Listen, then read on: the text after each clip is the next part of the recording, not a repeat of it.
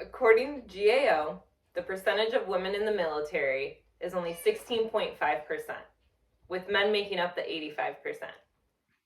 More women is going to need more accommodations in the birthing, different physical fitness challenges, and appearance regulations will be changed. Because my usual audience is going to be 20-somethings, like when I'm in college, it could apply to them now or it could apply later in life, which is why I chose this subject. Being in the Navy Reserves for 6+ years, I've been able to see exactly the changes for women, and I've been able to see the differences between men and women while they're serving. So first, I'm going to go through how birthing is changing, especially in basic training. Second, I'll explain the differences in physical fitness testing. And finally, I will discuss the appearance regulations that are different for women and men. With both men and women in basic, they need to bring cohesion and places for recruits to sleep are going to need to change and adapt. In San Diego, the first time women have ever been in the Marine boot camp is just now starting with a push from Congress. This is going to change the dynamics, and they're going to have to work to make a problem-free cycle to push the recruits through. In the Navy, they have blended divisions. By day, you're with your division. By night, you sleep with a separate. So women and women, men and men. It creates healthy competition between the men and women, and it also brings a lot of cohesion because you're actually training with the opposite sex. This might not be huge to some, but what has been causing a really large stir is going to be the difference between male and female PT testing or physical training. Since I'm in the Navy, I know for a fact that there are differences between men and women and their physical fitness testing. Right now, they just added the plank, and that is the only thing that is the same for men and women for their times. I chose the age group of 25 to 29 because most people in college are going to be in their 20s. I feel like it will resonate with more people. I got this off Navy PRT standards from OperationMilitaryKids.org. So looking at the males, for a good test, and so that way they'll pass, they would need a 2-minute forearm plank, 44 push-ups, and a 12-minute and 53-second 1.5-mile run.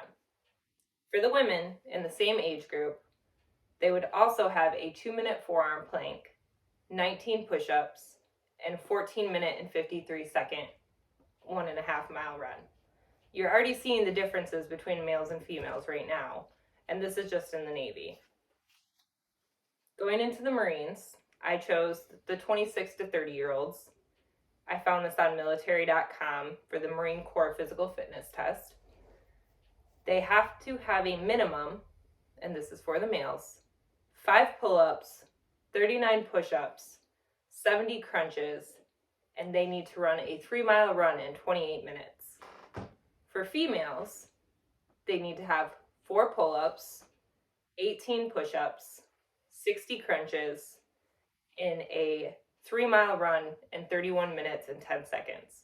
And that is just the minimum. That is a passing score for males and females. Once again, you're already seeing the differences for the same age group, but because it's a male and a female, they have different standards.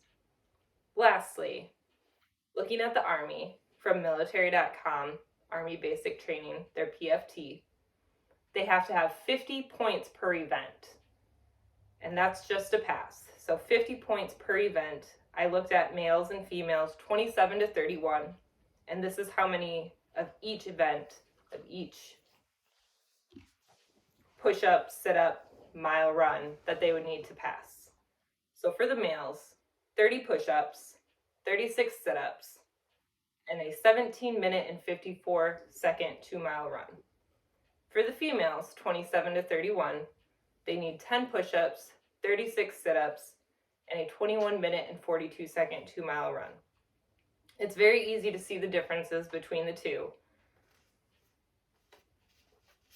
Lastly, I looked at the grooming standards and appearances in different units for males and females, mostly just sticking with the females, but there are some differences. Looking at USMC grooming standards for 2020 via www.operationmilitarykids.org, we find that women are now allowed to have a ponytail, which is new. They can have a bun, they can have their hair mid-collar in a bob, with bangs no longer than their eyebrows, and they may have maintained braids. Their hair color needs to be natural, and they may have natural nail colors. It's pretty similar across the board with the other branches, and now they're just now allowing ponytails. So looking at the Army, you're going to see ponytails, natural highlights, natural nails. So just about the same in all of them. The Coast Guard is the only one to differ a little bit, and the hair must not exceed below headgear. So anything that is below headgear or tampers with the safety is not acceptable. They are now also allowing ponytails and only French manicures, so they differ a little bit. With that being said, for the males, across the board, there hasn't been much changes for them. With the inclusion of more women in the branches, they're allowing to be more lax for the women, which is getting a lot of men upset because they still can't have beards. So that'll be something that you see a lot in media where there's a lot of discontent because women, now that they're being added into the branches, they're getting a little bit more than what the men have. So first I described some changes in birthing. Next, I went over the differences in physical fitness testing between men and women. And finally, we went over appearance regulations for women. Birthing, physical fitness testing, and appearance are all things that are impacted by women joining. No matter what you believe, times are changing in the military. While it may seem slow, they are trying to adjust to the ever-changing world. Be it good or bad, adaptation is changing.